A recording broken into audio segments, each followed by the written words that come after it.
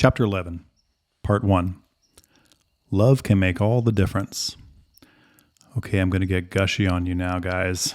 Sorry. I'm talking about love. What's going on? I thought we were talking about addiction treatment and serious things like that. I know. Sorry.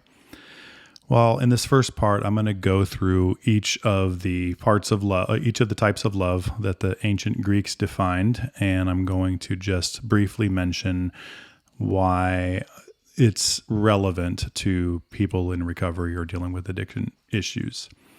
So the first type of love, Eros, erotic love, love of beauty, not just lust, appreciation of external and internal beauty, a spiritual recognition of beauty in all its forms. So this is what's concentrated on the most in society, and I believe that misbalance of love is not serving people, especially young people, by being constantly hit with bombardments of sex, lust. I'm no prude or anything like that, believe me, but I believe that for having children be exposed to that much of that type of love without the other types of love being equally promoted is not serving them. So for an addicted person, typically they may go down this road and crave lust and sex along with drugs. If you think about it, it's a similar sort of experience, chemical reaction in the brain. They want that hit of brain chemicals that's going to give them that pleasure, and they can get that from a drug, or they can get that from the sex, the thrill of sex, and sometimes they may abuse those things. It's too bad that the version of Eros is I don't know how to put it, so pushed, I guess, because ultimately Eros meant not just lust, but appreciation of beauty. So you could appreciate the beauty of somebody without wanting to have sex with them, right? You know, these days, I'm a 48-year-old man. If I was to say to an 18-year-old girl, "Oh, I really appreciate your beauty. You're a glowing, beautiful young woman," she's going to think I'm a pervert or I'm hitting on her. Or if I went up to a young man, a 17-year-old kid, athlete, say, "Hey, you're a great-looking kid. You got a lot of good energy. You're very masculine, and just wanted to tell you that I appreciate your beauty." It's not going to come off very well, right? So it's the society says that you can't lust after them, but if you do, you're perverted. But if you don't, then you're lying to yourself. I don't know. I'm rambling a little bit on this, but it's just too bad that the Eros has been perverted in this way. Okay, and the next one is Philia. So this is friendly love, love between equals, brotherly love, or love between family, friends, and community. So this is the love that you got with your teammates, your coworkers, your the people that you're in your clubs with, your crew, your tribe, right? It's Philia. And you all know what this feels like when you're with your homies and everything feels great, and you guys are just laughing. You have all the inside jokes together, and you talk about all your experiences, and you're just on the same page. You see the world in a similar way, and there's often a lot of levity there. That's very important to have that type of community and that type of tribe. And for someone who has been going through addiction issues, when they feel that camaraderie, go back to that camaraderie point, they feel more accepted. They feel like they can be themselves. They can be authentic. And that type of love is very important for them to seek. The third type is Storge. This is familial love, such as between a brother and sister, especially empathetic love felt between parents and their children. That's a special type of love within the family where you have that deep, close connection. If you've had children, you understand that you would do anything for them, and that there's probably nothing that they can do that would ever diminish completely your love for them. It's inherent in our DNA. We have children, and we love them, and they love us as their parents, ideally. Things can happen, but that's the way deep down it's supposed to be. That is very important for addicted people as well, because when you have the love and respect of your parents, it makes you feel more valuable as a person. You feel like you can accomplish more.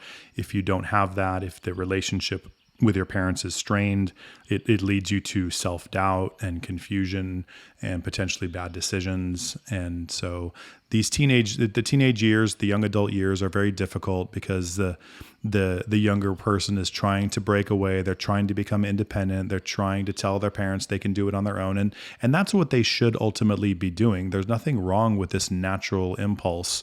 But, there's always that power struggle where the parents are trying to parent. You're not 18 yet. You're still under my house, my rules, and those kinds of things. And every parent goes through that.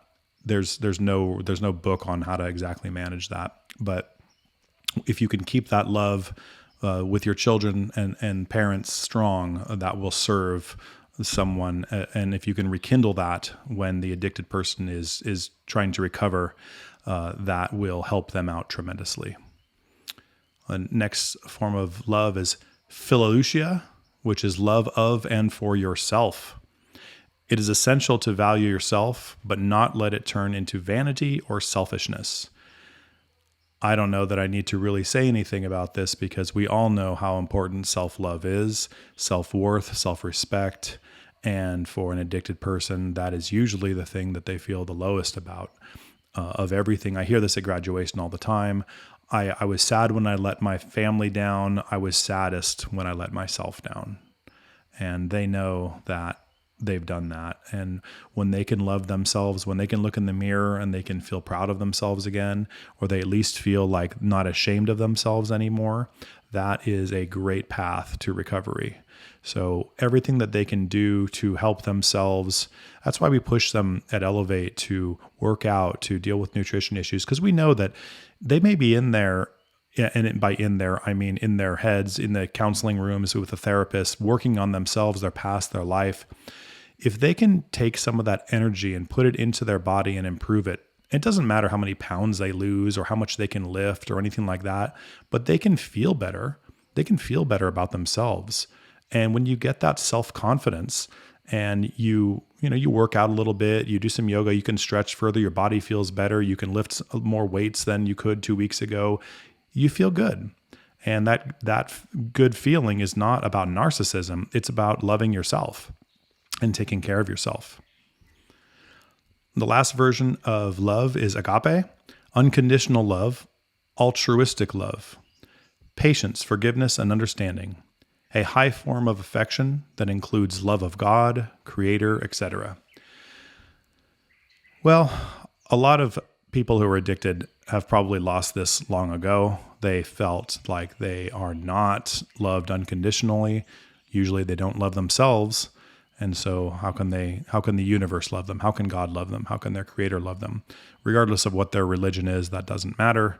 It's, do they feel that love of being alive? Do they feel that gratitude that they are waking up another day, healthy and happy, or unhealthy and needing to recover, but they're grateful that they're alive?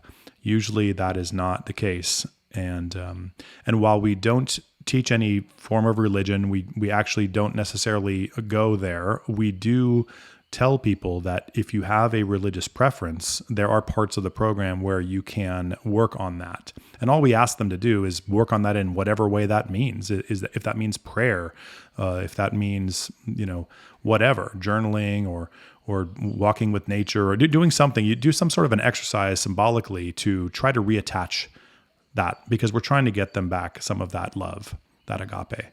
Because if they feel that from the universe, if they love themselves, if they feel love from their Creator, then obviously that's going to give them more confidence. That's going to make them have more self-worth, and they will be more inclined to not turn to chemicals for that substance, for that hit, for that love, that fake love, because they're getting it from their God, from their Creator, from the universe, from the world.